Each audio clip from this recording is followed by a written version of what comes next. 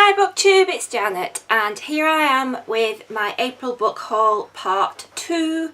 I did do an April book haul part 1 and I called it part 1 having not got more books to show you at the time, but I knew I would be buying more and I've got quite a lot to show you. But then I thought, why beat myself up about buying books? I have no other vices. I love books, I love reading, I love having books to read, I love buying books, so why feel guilty? I work hard, so no more guilt about book buying. This is what I've got to show you and this is what I love. The first 2 books are audiobooks. I have a monthly ongoing subscription to Audible where I get 2 audiobooks a month, and the first 2 are, I think one is longlisted for the Baylis Prize and the other is shortlisted.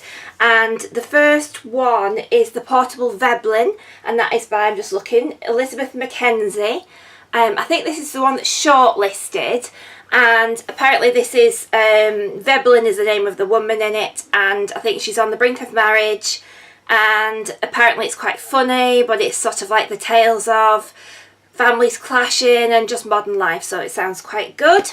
And the second audiobook I've got is My Name is Lucy Barton, and that is by Elizabeth Strout. And this sounds like a mother and daughter kind of relationship book, where I think the protagonist has had an operation, not been in contact with her mum for a long time, and then her mum comes to be on the scene after this operation, after this surgery, and obviously then what happens then. So I don't know much about them, but obviously if they are picked out by the Baylis longlist shortlist, they're bound to be pretty good reads. So on to the physical books that I bought this month. I actually subscribe to as well The Happy Reader. I think that is Ethan Hawke on the front, and this is a quarterly journal that comes out from Penguin. And it's, you only pay for postage, so it's either £2 or £3 a quarter, I can't remember, but it's a really good read, and it sort of has like an in-depth interview on somebody maybe you wouldn't necessarily associate with being books and a reader, about their reading life, and then it'll focus on a particular theme each month or a particular book, and you also get, you get like a little bookmark, if you can see, with each issue that matches the end paper. So really pretty. So I recommend that. They're really good reads, really good value for money, and yeah, and they just come out once a quarter. And this is the most recent one, and I'm trying to see what book they're focusing on this month because I've not. Oh, it looks like the Swedish sagas and things like that, so they're focusing on this month. So it's always something different, something really interesting and really good read, so I recommend that one. And if you want to subscribe to that, you just go put in The Happy Reader into Google and you'll find your way to it on Penguin, and it's really easy to subscribe to. As you know, I'm getting into graphic novels, and I'm completely new to it but really enjoying it, so I've got some more graphic novels this month to get my teeth into, and the first one is Low, which has got absolutely beautiful, and apparently this I saw on Eleanor from Eleanor Reads Books channel, and this is a series, and apparently it's where we've got to live under the sea, and she recommended it, so, and it looks really good. I don't know if you can see the drawings there, maybe if I held it up a bit better. So yeah, so that looks quite good, so I'm quite keen to see what this one's about, and it might be a series that I want to get into. Apparently I think Eleanor said it's a bit racy in places as well, so we'll see about that.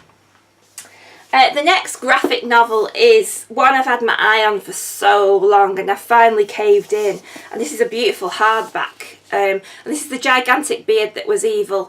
If you're a regular on BookTube, you've probably all heard about this one. I think it was sort of a big hit last year, and I don't know much about it, but everybody raves about it. It's got a quote from Raymond Briggs on the back, who was an author I used to read a lot in my childhood. And he says it's an amazing book, completely original, surreal yet believable, so that sounds great. So yeah, so it looks like it's all monochrome inside. It's quite a thick graphic graphic novel, and I think, you know, this is a standalone as opposed to a series, so I'm quite keen to see what that one's all about. Speaking of hardbacks, the next one I have is Eligible by Curtis Sittenfeld, and this is a retelling of Pride and Prejudice.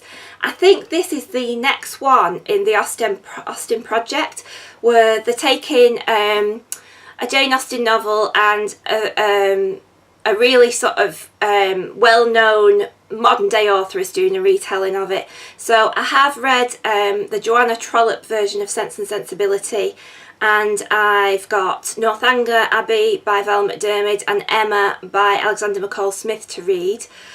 So what I probably could do, would be a good idea for a video, is when I started reading them all, is we'll just do a video and say what we think of the modern one and the original. So Curtis Sittenfeld, I think I read The Paris Wife by her, which was really good. That was all about Hemingway. So quite keen to see what she does with Pride and Prejudice. And the next hardback I got is one called Hex, which has got quite a, just zoom in on the spooky cover. And this is sort of like on the back of, I read Carrie in the genre-thon recently, first proper horror I'd read, and I really enjoyed it. I enjoyed the experience, so I thought I'll dive in with this one. This one looked quite my kind of thing, so I'll give you a little bit on the blurb. And it says, "Welcome to Black Spring, a picturesque town with an ugly secret. A 17th century woman with her eyes and mouth sewn shut walks its streets day and night, enters its home, watches people when they sleep." Now that's, like, you know, spooky enough for me. "And they call her the Black Rock Witch. So accustomed to her presence have they become, the townsfolk often forget she's there, or what will happen if her eyes ever open. To protect themselves, the Black Spring elders use high-tech surveillance to quarantine the town and keep it isolated from the outside world. Frustrated with being kept in lockdown, the town's teenagers decide to break the rules and go viral with the haunting. But no one foresees the dark nightmare that awaits them all." So it sounds like a classic horror film, you know, where the teenagers start meddling and they always do the opposite of what's sensible. But I like the sound. It sounds a bit dark, a bit gothic. I mean, personally, I'd probably have locked the old lady out of the town rather than the other way around. But there you go. So I'll see what I make of that one. Next, I got this book completely on the back of Mercedes from Mercy's Bookish Musings channel, and that is the new and improved Romy Futch. And this is by Julia Elliott, and apparently it's just completely bizarre, but she absolutely loved it. And I don't really know too much about it other than, you know, the things that she said. So yeah, apparently Romy Futch is a bit of an anti-hero, down on his luck, pining for his ex-wife. The 40-something taxidermist spends his evenings drunkenly surfing the internet, then passing out on his couch. In a last-ditch attempt to pay his mortgage, he becomes a research subject at the Centre for Cybernetic Neuroscience, where scientists download humanity's disciplines into his brain. Suddenly Romy and his fellow guinea pigs are speaking in a highfalutin sat words and hashing out intricacies of postmodern subjectivity. So that sounds like something really different, really cool, so I'm looking forward to that one. I should actually say, this is like, I didn't mention who'd written Hex. This is so, like, you know, amateurish. Thomas Old Hoyvelt. He sounds Swedish to me. Let's go back and see where he's from. Dutch. There you go. Never read anything by a Dutch author, so that'll be a good one for reading around the world. And let's get back on track. I went to Newcastle this weekend to see my daughter who's up at Newcastle University. And usually when I travel, I just take my Kindle with me because obviously it's light and I can just, you know, read whatever I want. And I was actually at the end of a hardback thriller crime thing that you will see in my April wrap-up, and I really needed to see what happened at the end, so I thought, oh, you know, I've not got too much in me suitcase, I'll take that with me. So I was reading that on the train, and you have to change at Carlisle. So I thought, oh yeah, that'll be good, that'll take me up to Carlisle, then I'll get my Kindle out and I'll read something on my Kindle. Forgot my Kindle. So at Carlisle station there is a WH Smith's, but they've had such a big change around, but it's more given over to coffee now and less to books, so there wasn't much to choose from.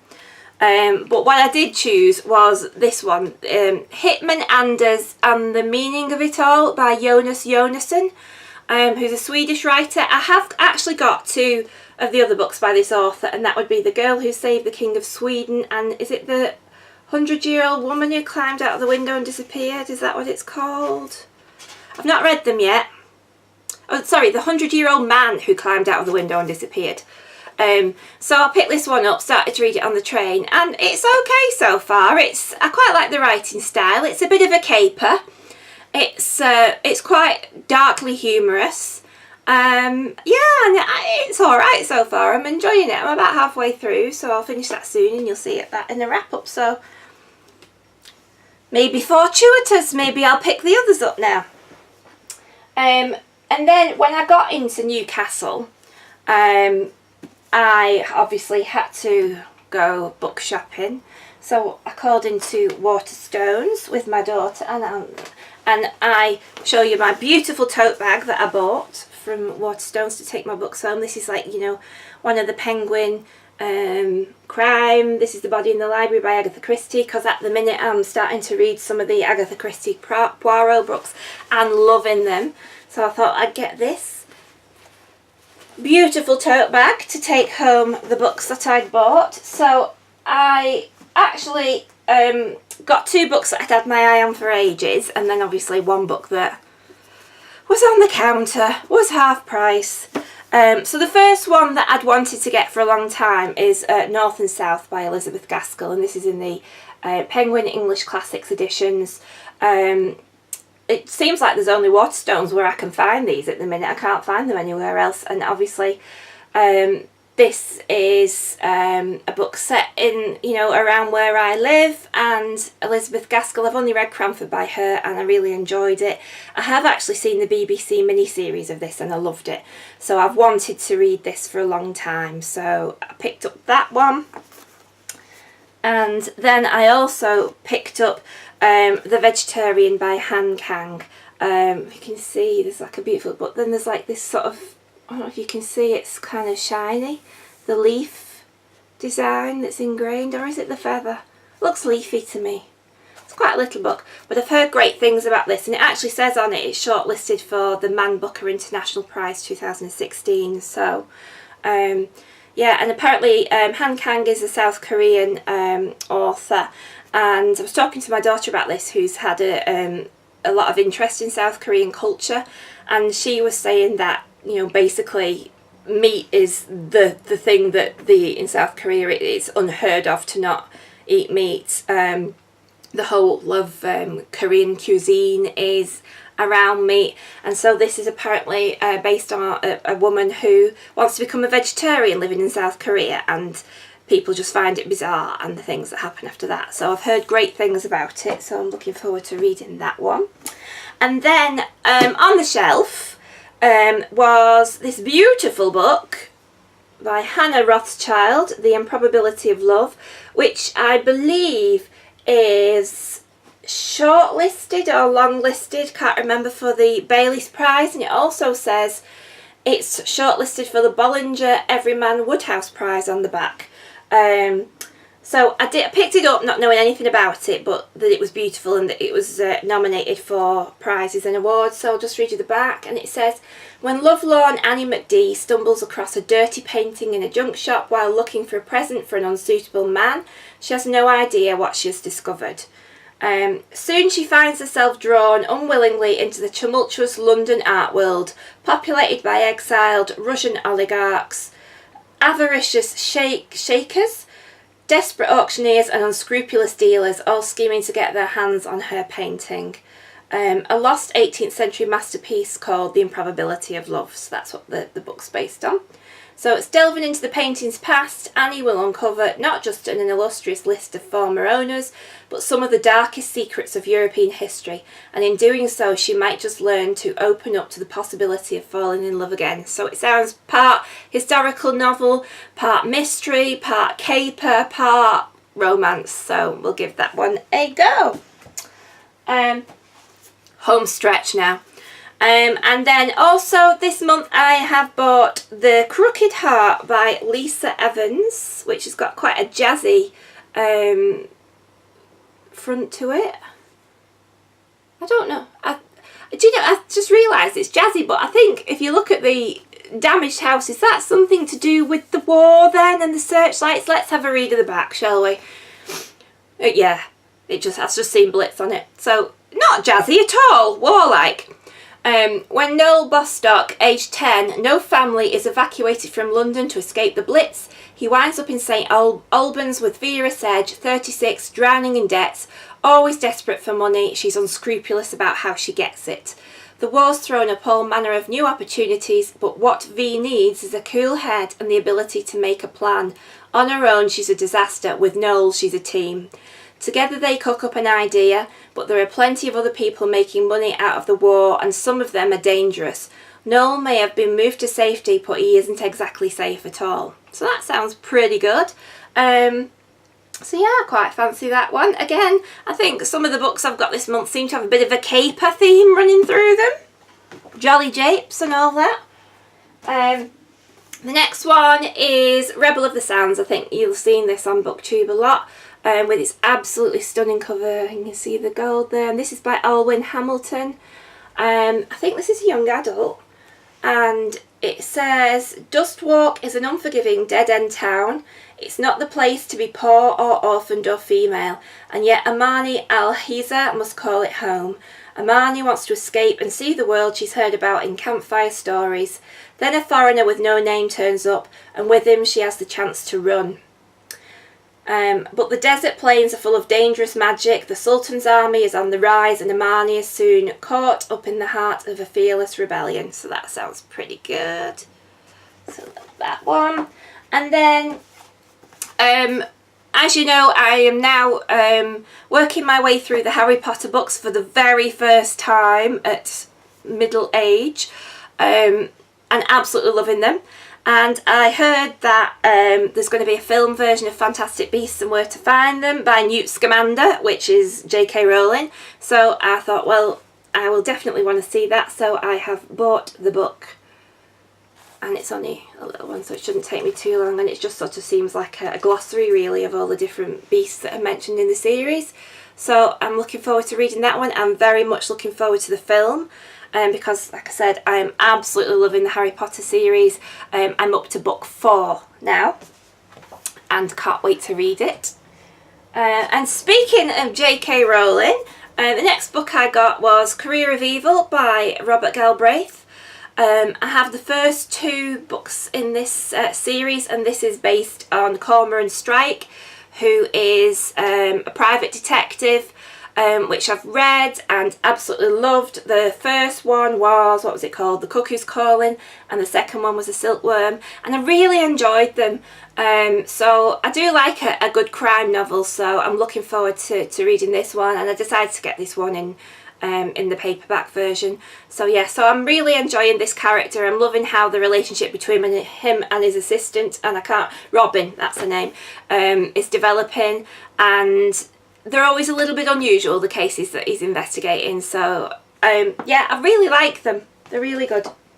And the final one is, and this is just part of the Red Queen series, and this is Cruel Crown by Victoria Aveyard. And this is like a short story. I think there's 2 short stories that are like a companion book to go with the Red Queen and the Glass Sword, which I've got on my shelves but I've not read yet. But they sound really, really good books, so I thought I'll go and get this one. And if you can see the cover, it's absolutely beautiful. It's done like a splash, maybe. So yeah, so that's it. So that's what I bought in April. I've already bought a few books for May, so there'll be a May book haul up soon as well. So let me know what you're reading, what you think, if you've read any of these books, what you think of them. Let's get chatting, and I'll see you all soon. Bye!